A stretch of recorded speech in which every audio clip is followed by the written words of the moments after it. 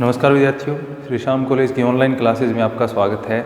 इस क्लास में हम बीए बीएड फोर्थ ईयर के लिए भौगोलिक चिंतन का इतिहास पढ़ रहे हैं, जिसका ये 78वां भाग है।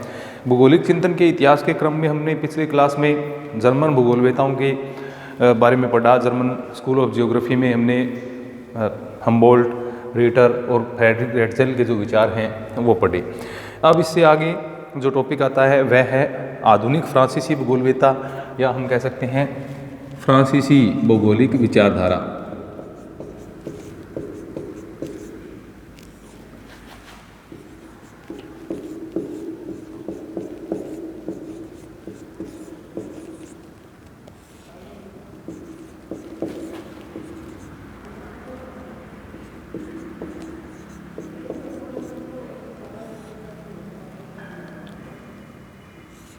फ्रांसीसी भौगोलिक विचारधारा में मुख्य जो फ्रांसीसी भूगोलवेता हैं, यानी फ्रांसीसी स्कूल ऑफ जियोग्राफी में फ्रांस के जितने भी महत्वपूर्ण भूगोलवेता हुए हैं उनके बारे में हम पढ़ेंगे। जैसे विडाल डी ला ब्लास, जो कि भूगोल के फ्रांस में एक प्रकार से हम कह सकते हैं संस्थापक कहे जा सकते हैं। फ्रांस में आधुनिक भूगोल का जो प्रारंभ है वो लगभग 1870 के दशक में प्रारंभ हुआ था। आधुनिक भूगोल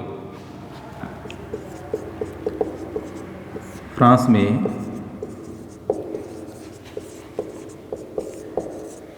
आधुनिक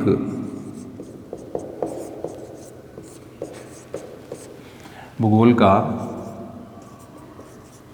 उद्भव 1870 के दशक में हुआ। और सबसे पहला जो प्रयास हम कह सकते हैं फ्रांस में भौगोलिक विकास का या भौगोलिक विकास के क्रम का जो प्रथम अध्याय है वह प्रारंभ हुआ था एलिस रैकल्स के कार्यों से। सबसे पहले विद्वान अगर हम कहें या पहले विद्वान जिन्होंने भौगोलिक अध्ययन को, आधुनिक भूगोल को फ्रांस में बढ़ावा दिया वो थे एलिस रैकल्स। एलिस रैकल्स के जो विचार हैं उनसे ही भूगोल का प्रारंभ है। प्रारंभिक भूगोल हम कह सकते हैं जो आधुनिक भूगोल है उसका प्रारंभ है वो फ्रांस में हुआ। यहाँ भूगोल के वास्तविक विकास की अगर हम बात करें तो 20वीं शताब्दी का जो पूर्वार्ध है, 20वीं शताब्दी के पूर्वार्ध में यहाँ पर वास्तविक विकास है वो भूगोल का हुआ। आधुनिक भूगोल का यहाँ पर प्रारंभ एलिस रैकल्स के विचारों से होता है। ये प्रथम विद्वान थे जिन्होंने आधुनिक भूगोल को फ्रांस में स्थापित करने का प्रयास किया था। लेकिन सबसे महत्वपूर्ण अगर किसी का नाम आता है, यानी फ्रांस में आधुनिक भौगोलिक चिंतन का जो विकास है उसमें सबसे महत्वपूर्ण स्थान है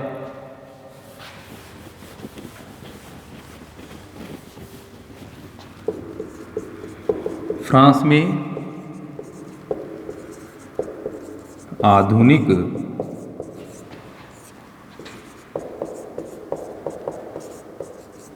भौगोलिक चिंतन का या चिंतन के विकास में सर्वाधिक महत्वपूर्ण स्थान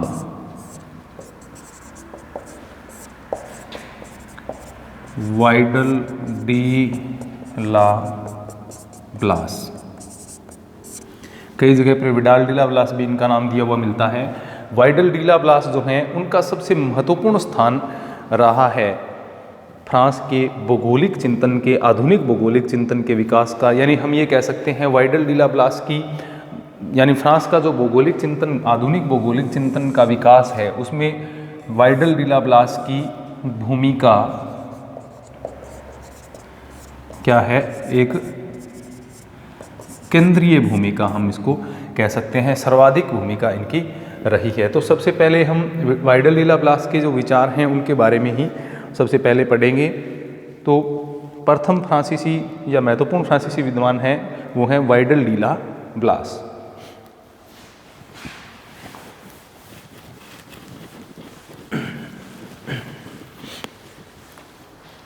तो सबसे पहले हम वाइडल डी ला ब्लास के विचारों को पढ़ेंगे।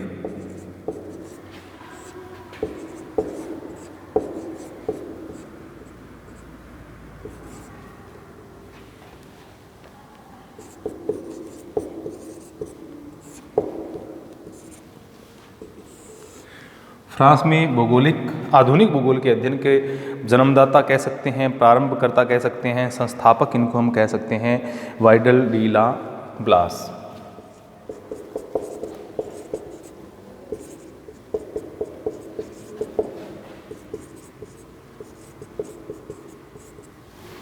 वाइडल डी ला ब्लास फ्रांस के आधुनिक भूगोल के संस्थापक इनको कहा जाता है। इनका जन्म 1845 में पेरिस में हुआ था। 1845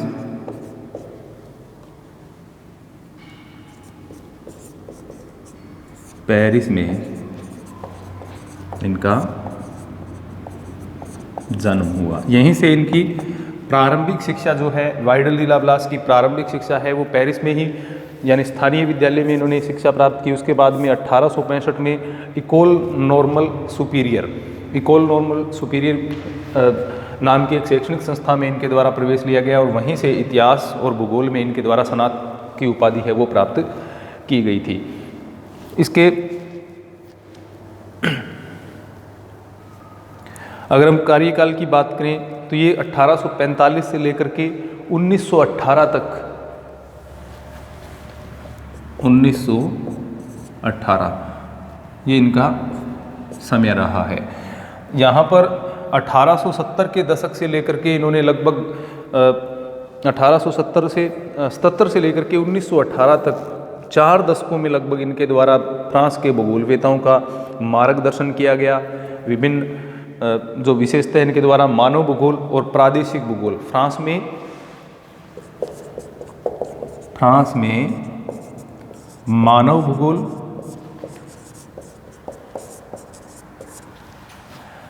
और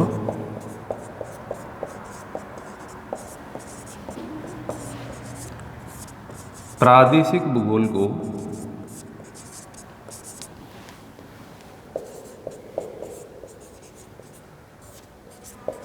शिखर तक पहुंचाने का कार्य किया। तो इनके द्वारा फ्रांस में मानव भूगोल को और प्रादेशिक भूगोल को शिखर तक पहुंचाने का कार्य किया गया। लगभग 4 दशकों तक इनके द्वारा फ्रांस के जो भूगोलवेता हैं उनका मार्गदर्शन भी इनके द्वारा किया गया। अब फ्रांस की जो प्रमुख विचारधारा रही है, जिसको किस नाम से जाना जाता है, प्रोबेबिलिज्म या संभववाद जिसको कहा जाता है, फ्रांस की प्रमुख भौगोलिक विचारधारा कह सकते हैं। फ्रांस की प्रमुख विचारधारा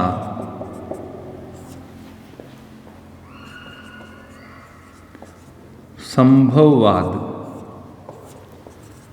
एवं फ्रांस में मानव भूगोल के संस्थापक भी रहे हैं।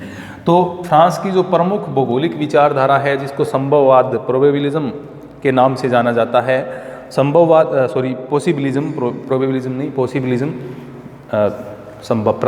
होता है वो। तो संभववाद की जो विचारधारा है यानी पॉसिबिलिज्म, और इसके अलावा फ्रांस में मानव भूगोल के संस्थापक किसे कहा जाता है, वाइडल डी ला ब्लास को कहा जाता है। तो ये तो पॉसिबिलिज्म की जो थॉट है या जो संभववाद की विचारधारा है उसके जन्मदाता हैं, साथ साथ में मानव भूगोल के ये संस्थापक भी रहे हैं और इनके द्वारा इतिहास और भूगोल विषयों में शिक्षा प्राप्त की गई। इसके अलावा इन्होंने यूरोपीय देशों में बात करें तो इटली है, इसके अलावा यूनान, इसके अलावा पूर्वी यूरोपीय देशों की जो विशेषता इनके द्वारा यात्राएं हैं वो की गई हैं।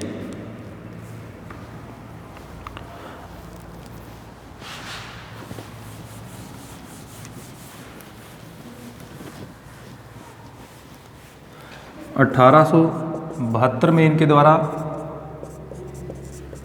डॉक्टरेट की उपाधि प्राप्त की गई। इसके बाद में इन्होंने जो एक शिक्षक के रूप में भी इनके द्वारा कार्य किया गया।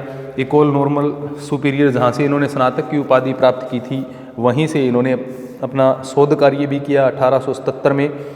और इनके द्वारा 1891 में annals D geography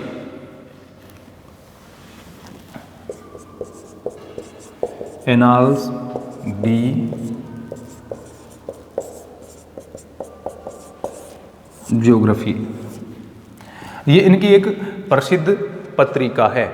annals D geography 1891 में एक भूगोल की पत्रिका की स्थापना है या की स्थापना इनके द्वारा की गई थी। 1891 में का प्रकाशन किया गया और इस संस्था की स्थापना है वो इनके द्वारा की गई थी 1891 में। इनके जो अधिकांश लेख हैं वो इनकी पत्रिकाओं में ही प्रकाशित होते हैं, यानी ज़्यादातर इनके विद्वतापूर्ण जो लेख हुए वो इसी पत्रिका में प्रकाशित हुए थे। 1894 में इनके द्वारा एटलस जनरल वाइडलाब्लास, एटलस जनरल वाइडलाब्लास,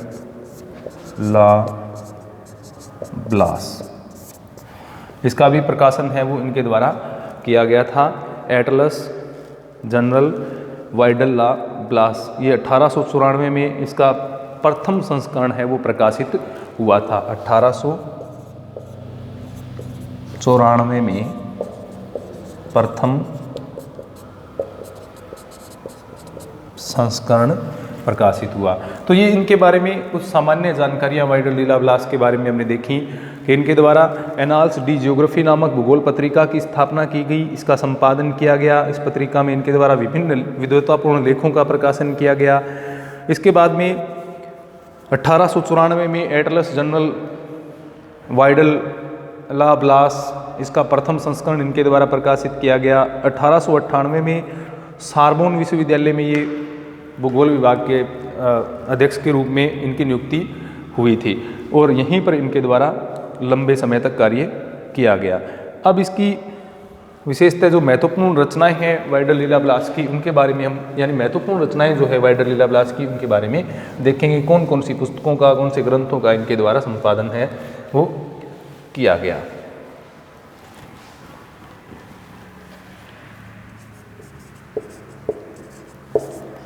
रचना फ्रांस में भूगोल के संस्थापक कह सकते हैं, मानव भूगोल के संस्थापक कह सकते हैं, आधुनिक भूगोल के फ्रांस में इनको संस्थापक कहा जा सकता है, या जो फ्रांसीसी भूगोलवेताओं की एक विचारधारा रही है विशेषतः, जो कि संभववाद के नाम से जानी जाती है, पॉसिबिलिज्म के नाम से जो जानी जाती है, उसका उनकी स्थापना का जो कार्य है वो इनके द्वारा ही किया गया। उसको आगे बढ़ाने का कार्य इनके द्वारा किया गया। फ्रांस में उसकी जड़ें मजबूत करने का कार्य है वो इनके द्वारा किया गया था। तो इस प्रकार से कि महान चिंतक, अध्येता, विद्वान या शिक्षक होने के साथ साथ एक कुशल लेखक भी थे। इनके द्वारा विभिन्न प्रकार की जो मानव भूगोल से संबंधित विशेषताएं, इनके द्वारा विभिन्न रचनाएं हैं वो लिखी गई हैं।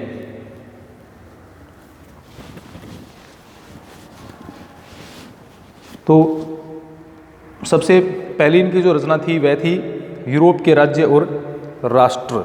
सबसे पहली रचना यूरोप के राज्य और राष्ट्र, ये 1889 में प्रकाशित हुई। ये पहली रचना है जिसमें यूरोप के विभिन्न राज्यों के बारे में जानकारियां इसमें प्रदान की गई हैं। उसका किस प्रकार का राष्ट्रीय एक प्रकार से संबंध हैं उनके बारे में जानकारियां दी गई हैं। विशेषतः यूरोप के जो कौन कौन से राज्य हैं, कौन कौन से देशों में किस प्रकार की जो उनके विशेषतः भौगोलिक जानकारियां हैं वो प्रदान इसमें की गई हैं। तो यूरोप के बारे में इनकी पहली पुस्तक प्रकाशित हुई थी जिसका नाम था यूरोप के राज्य और राष्ट्र। उसके बाद में यूरोप की मानचित्रावली इनके द्वारा प्रकाशित की गई। यूरोप की मानचित्रावली, यूरोप महाद्वीप की मानचित्रावली इनके द्वारा प्रकाशित की गई जो 1894 में आई। यानी यूरोप से संबंधित दोनों प्रारंभिक रचनाएं हैं, पूर्णतः यूरोप से संबंधित हैं। यानी पूरा यूरोप को इनमें कवर करने का प्रयास इनके द्वारा किया गया। यूरोप के राज्य और राष्ट्रों के बारे में बताया गया। इसके बाद में यूरोप की मानचित्रावली इनके द्वारा तैयार की गई। तीसरी जो इनकी महत्वपूर्ण रचना है वह है फ्रांस का भूगोल। ये इनकी प्रसिद्ध रचनाओं में से एक है। ज्योग्राफी डी ला फ्रांस या फ्रांस का भूगोल जिसको कहा जाता है। 1903 में इसका प्रकाशन हुआ था। फ्रांस का फ्रांस का भूगोल 1903।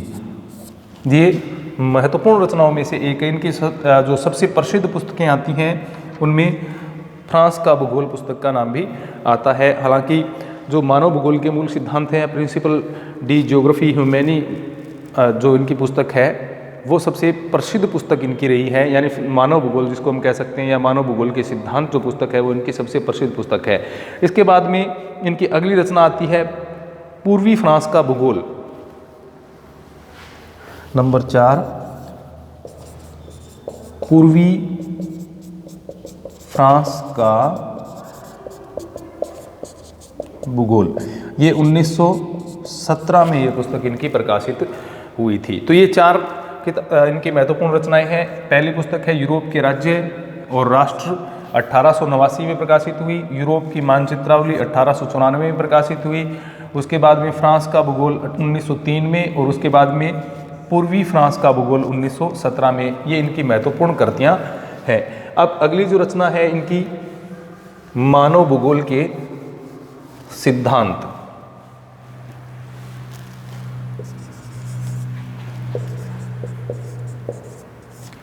मानव भूगोल के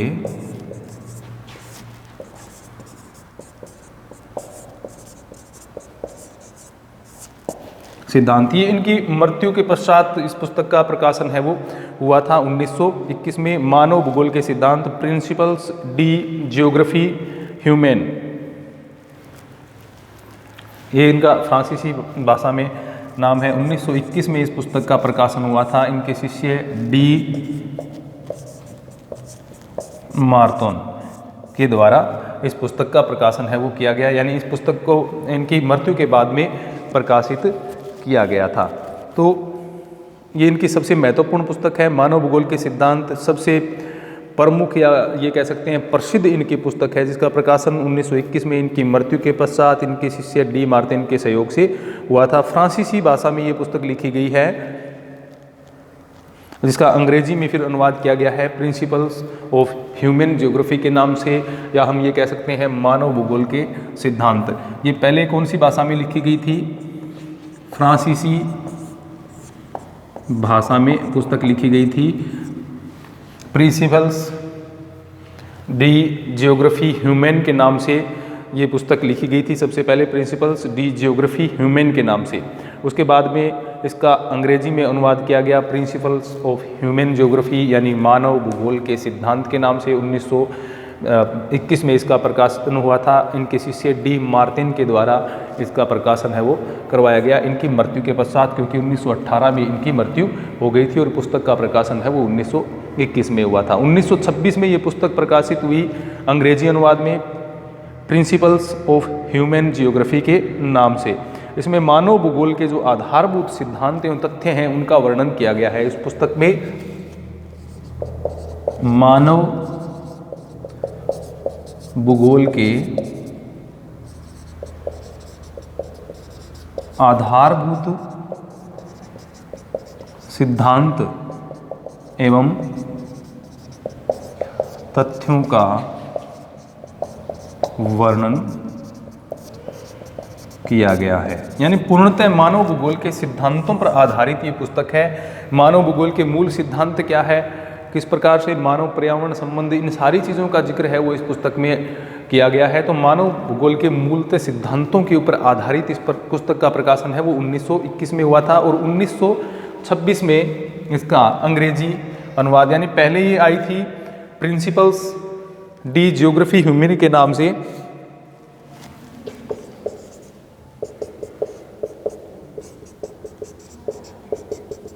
principles D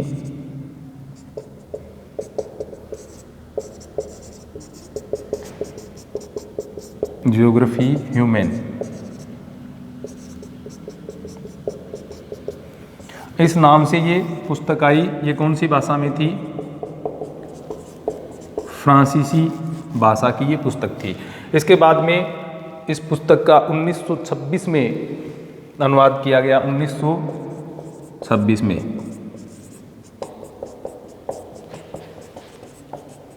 principles of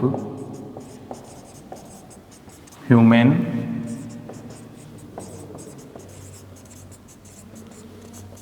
geography.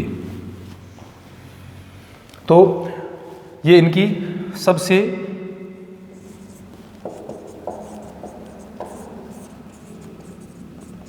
महत्वपूर्ण एवं प्रसिद्ध पुस्तक है। सबसे महत्वपूर्ण एवं प्रसिद्ध पुस्तक कौन सी है? मानव भूगोल के सिद्धांत या प्रिंसिपल्स ऑफ ह्यूमन ज्योग्राफी, 1926 में इंग्लिश में इनका प्रकाशन हुआ था। इनके शिष्य डी मार्टिन के सहयोग से इसका प्रकाशन किया गया था 1921 में। पहले जो आई थी प्रिंसिपल्स डी जियोग्राफी ह्यूमन के नाम से, जो कि फ्रांसीसी भाषा में थी, और 1926 में इसका प्रकाशन है वो जो अंग्रेजी भाषा में इसका अनुवाद किया गया। तो ये थी महत्वपूर्ण रचनाएं। तो प्रमुख पुस्तकों में पहली पुस्तक यूरोप के राज्य और राष्ट्र, उसके बाद में यूरोप की मानचित्रावली, उसके बाद में फ्रांस का भूगोल, उसके बाद में पूर्वी फ्रांस का भूगोल, और अंतिम इनकी जो रचना थी वह थी मानव भूगोल। तो इस प्रकार से हमने माइकल डी लाप्लास के बारे में देखा। मानव भूगोल के ये कह सकते हैं मानव भूगोल के ये फ्रांसीसी या फ्रांस में मानव भूगोल के संस्थापक इनको कहा जा सकता है। फ्रांसीसी आधुनिक भूगोल को संस्थापित करने वाले प्रमुख विद्वान हम इनको कह सकते हैं। तो फ्रांस में मानव भूगोल एवं प्रादेशिक भूगोल को आगे बढ़ाने का कार्य इनके द्वारा किया गया है। तो ये इनकी रचनाओं के बारे में हमने पढ़ा। अब आगे हम इनके जो विचारधारा है उसके बारे में अगली क्लास में पढ़ेंगे। धन्यवाद।